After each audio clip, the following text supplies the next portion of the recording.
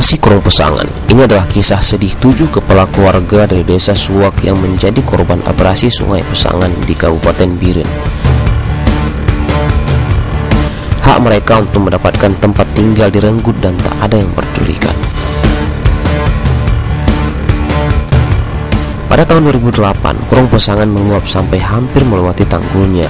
Hal ini biasa terjadi sekali setahun, namun pada tahun 2008, abrasi mulai terjadi di beberapa bagian dari Kurung Pesangan. Abrasi ini terus terjadi pada tahun-tahun berikutnya dan sampai tahun 2010, 7 unit rumah warga harus dibongkar agar tidak terkena abrasi. Bapak Abdul Ghani, salah seorang kepala dusun di desa Suak, adalah korban kesekian dari penanganan lamban masalah abrasi ini. 7 rumah yang sudah korban, kuburan ada 4 yang sudah dipindah ke tempat lain berdasarkan di pinggir sana dan pindah tempat lain.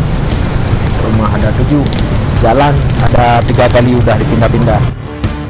Kedamaian dan ketentraman desa Suak terusik dan tak ada yang mau ambil pusing. Rumah, jalan, kuburan dan berbagai kepentingan masyarakat di desa Suak ini terganggu.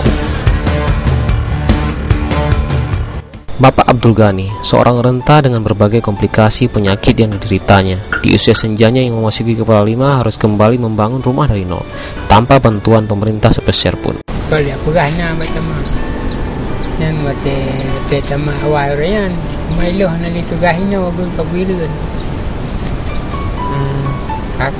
Padahal Bapak Abdul Ghani hanya butuh 10-15 juta saja.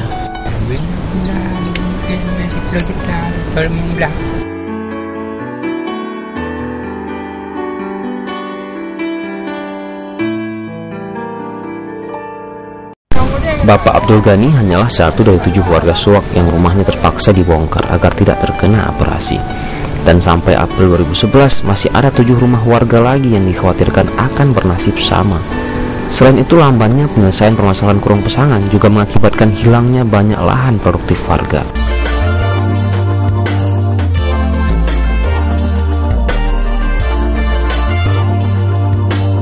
Tingkah dan lakap seperti ini menjadi tipikal pemerintahan kita di Indonesia.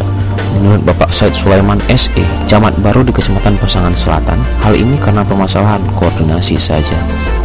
Karena masalah abrasi Kurung di tempatnya di desa Suak, itu menurut pengamatan kami ada hubungannya dengan proyek tanggap darurat, proyek provinsi yang dikerjakan oleh kontraktor lokal begitu.